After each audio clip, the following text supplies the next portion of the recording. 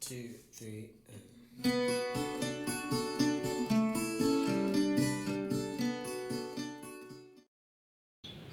Saya tidak selesai membaca semuanya, jadi saya tidak akan membahas semua cerpen yang ada di sini.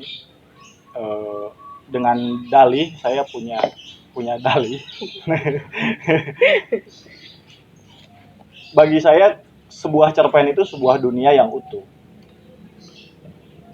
Satu cerpen tidak bisa dihubungkan dengan cerpen yang lain karena sekalipun dia berada dalam satu buah kumpulan. Dia punya dunianya sendiri-sendiri, itu juga kenapa cerpen bisa berdiri sendiri-sendiri. Barangkali satu-satunya orang yang berhasil, saya sombong sedikit ya, Banyak juga satu-satunya orang yang berhasil meyakinkan penguji di Untirta ketika saya skripsi, itu saya hanya meneliti satu buah cerpen, tidak tiga atau empat atau bahkan satu buah kumpulan cerpen, nggak cuma satu. Karena sebagai sebuah karya sastra, cerpen berbeda dari novel. Dia sama-sama prosa. Kalau novel saja boleh dibedah hanya satu biji, kenapa cerpen enggak? Nah, tapi saya nggak cuma akan bicara satu biji cerpennya Sul, tapi ada beberapa lah ya. Yang paling tidak ada beberapa yang akan saya singgung, nggak cuma satu. Nah, dalam posisi itu, dengan ini bisa jadi pembaca yang lain akan membacanya secara berbeda, karena posisi diri si pembaca itu akan sangat mempengaruhi penilaiannya terhadap karya yang sedang dia baca. Nah, dalam posisi saya yang sedang memikirkan ekosistem sastra di Banten, lalu membaca kumpulan cerpen Sul, akhirnya saya melihat bahwa cerpennya Sul, cerpen pertamanya Nadran, itu dibangun dari kesadaran Sul melihat kondisi masyarakat yang ada di sekitarnya Sul, di sekitarnya si penulis gitu. Sul orang sini, orang di daerah pesisiran, dia mungkin menghadapi berbagai dinamika masyarakat pesisir dengan berbagai persoalannya dari tahun ke tahun terkait yang disinggung di dalam kumpulan cerpen, terkait pasir, tambang pasir, laut, juga terkait perayaan festival nelayan atau nadran, ritual nadran yang tidak bisa lagi dilakukan oleh para nelayan karena berbagai kepentingan. Tapi di akhir cerita justru diadakan lagi untuk kepentingan pariwisata semacam itu. Nah,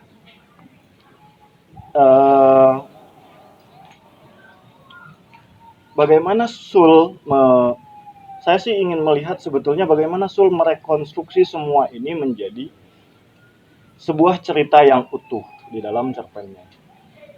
Nah, hanya saja dalam beberapa garapan cerpennya Sul yang saya baca, tampaknya kecurigaan saya, Sul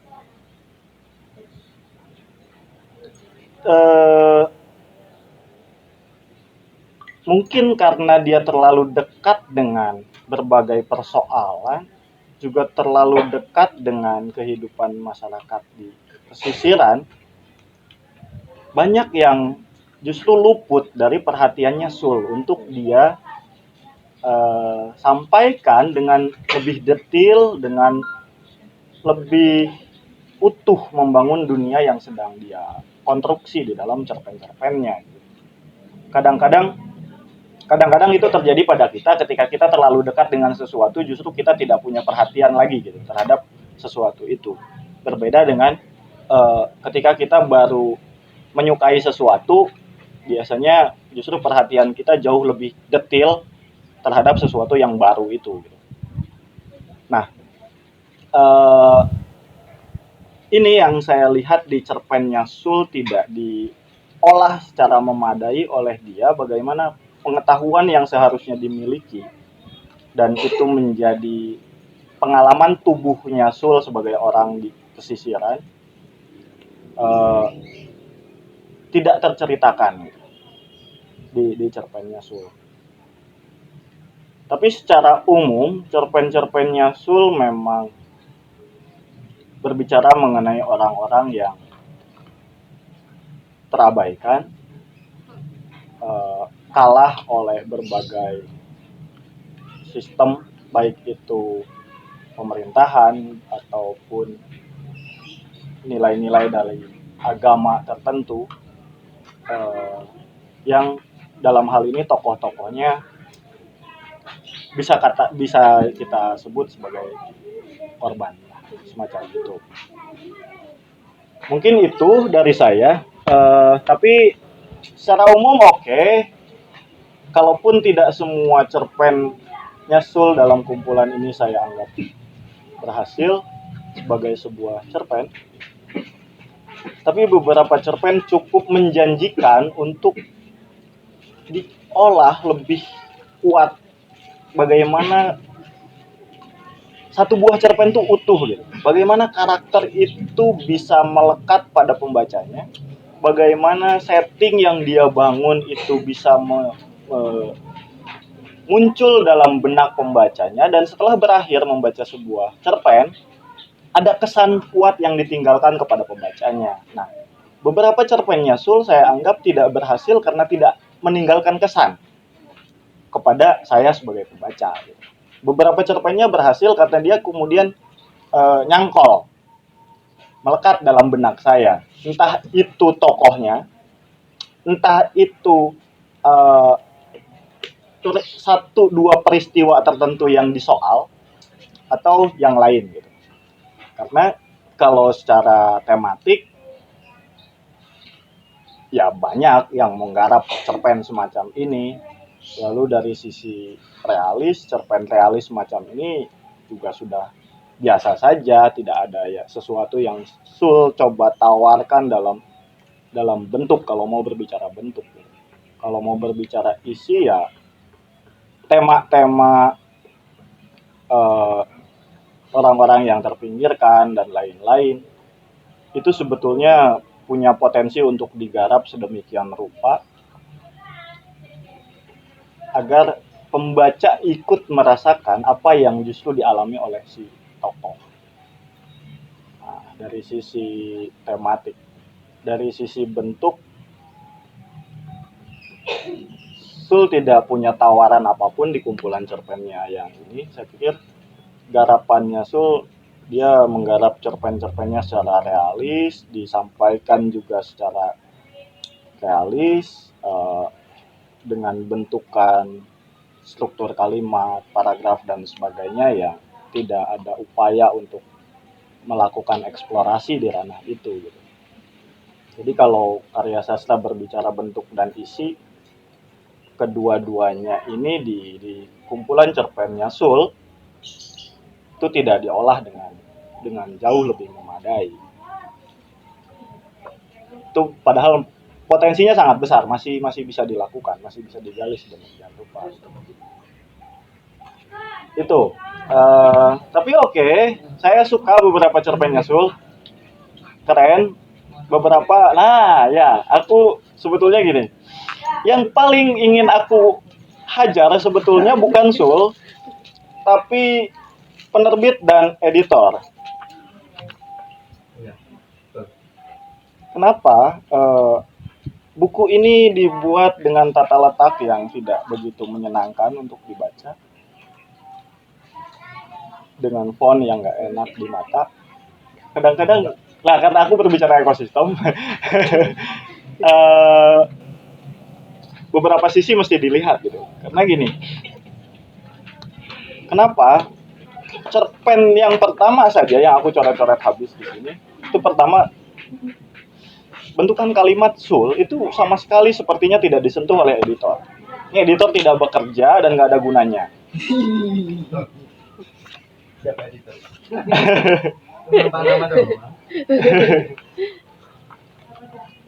Kenapa? Karena Kalau teman-teman yang pernah belajar di bahasa Indonesia, kalimat-kalimat yang sangat boros, bentuk-bentuk jamak yang seharusnya ya dia sudah jamak, ngapain harus diulang gitu. Itu terjadi berkali-kali dalam cerpen-cerpennya Sul. Eh, Kalau kita mau nyebut pasir itu sudah pasti jamak, tidak mungkin pasir-pasir gitu. Kenapa harus ada pasir-pasir? Kalau kita nyebut air itu sudah pasti jamak, nggak mungkin kita tidak perlu kita menyebut air-air gitu, kecuali mau dibedakan air aqua, air kopi, air teh dan lain-lain. Itu karena dia menjadi spesifik. Tapi, nah hal-hal semacam itu terjadi banyak sekali di dalam kumpulan cerpen ini, dan ini seharusnya menjadi pekerjaannya editor yang berdiskusi terus-menerus dengan si penulis. Bagaimanapun penulis punya kelemahan untuk kadang-kadang karena dia saking fokusnya atau saking stresnya mengkonstruksi sebuah dunia dalam bangunan cerpen itu, eh, dia kemudian luput terhadap beberapa hal gitu, terutama detail misalnya atau hal-hal yang tadi mungkin secara eh, bahasa justru dianggap boros atau dianggap mestinya tidak seperti itu. Nah ini harusnya jadi apa ya, diskusi yang dilakukan oleh editor dengan si penulis gitu. Tapi ya seperti kita lihat di kumpulan cerpen ini, saya banyak sekali nyoret-nyoret. Eh, Misalnya begini, hal-hal sepele. Pemerintah desa dan daerah. Nah, hal sepele semacam ini si penulis boleh jadi luput dengan bagaimana membedakan antara pemerintah desa dan pemerintah daerah. Di mana apakah desa bukan daerah? Atau pemerintah daerah yang dimaksudnya adalah daerah provinsi, pemerintah daerah kabupaten, tapi yang dia sebut pemerintah adalah pemerintah desa. Nah, ini kan satu hal yang sebetulnya sederhana sekali, tapi ini mengganggu proses pembacaan. Nah, kalau ini tidak ditangani dengan baik, hal-hal semacam ini oleh penulis, terutama ya peran editor di dalamnya, ini justru akan berakibat pada pembacaan orang terhadap cerpennya Sul misalnya sebagai cerpen yang belum selesai secara elementer. Artinya dari sisi dari sisi kebahasaan belum selesai. Jadi masih harus bisa diperas lagi sedemikian rupa.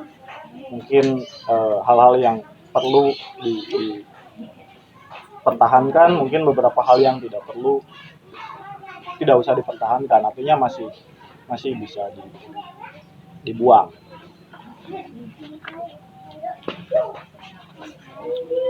Yang cukup ketimbang yang dijadikan judul, ngomong kebanyakan belum?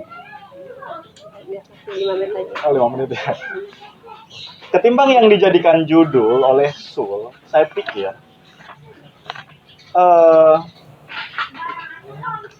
Nadran justru cerpen sehari menjadi ikan itu jauh lebih kuat dari penggambaran. Nah, selain itu ada satu yang membuat saya menarik sebetulnya untuk cerpen ini.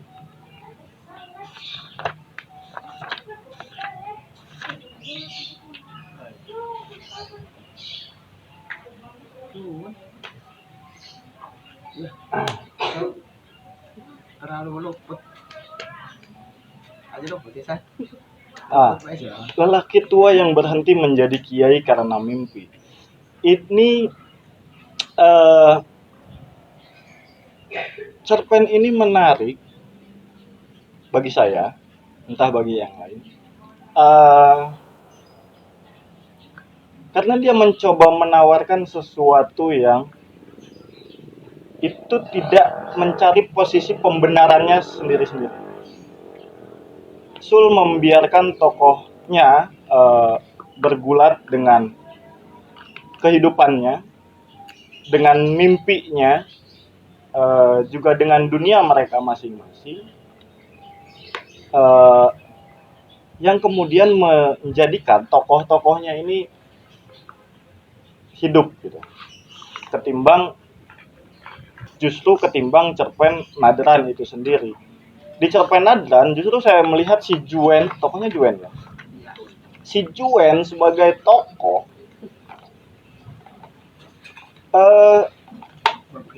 terlalu banyak dikendalikan oleh si penulis. Tokoh nggak bergerak dengan bebas, tidak punya cara berpikir yang utuh tentang kondisi yang sedang dia hadapi, tentang keinginan melakukan lagi ritual Nadran. Sul tidak memberikan porsi yang memadai bagi tokoh ini.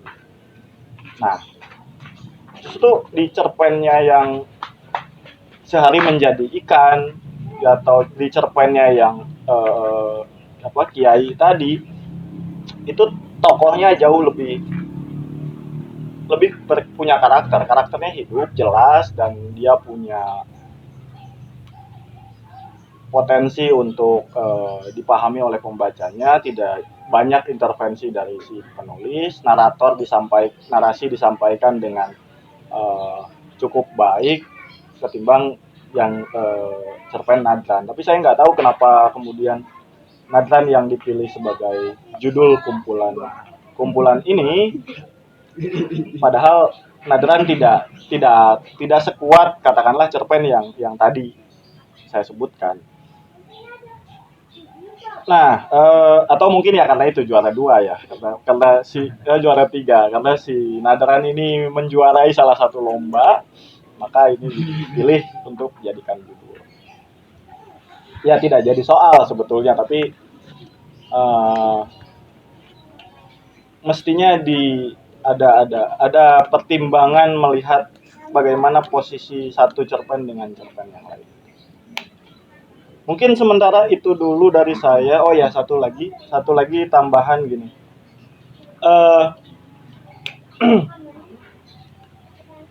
Riset saya mengenai ritual larungan sama persis dengan Nadran.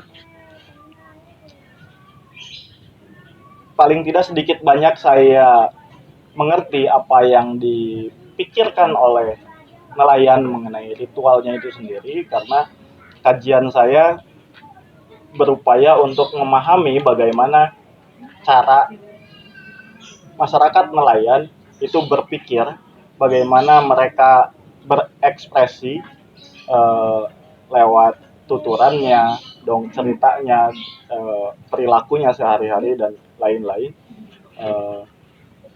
untuk mencoba memahami bagaimana sebetulnya dunia masyarakat nelayan yang melakukan ritual serupa ini itu berpikir dan bertindak mengenai ritual mereka sendiri gitu.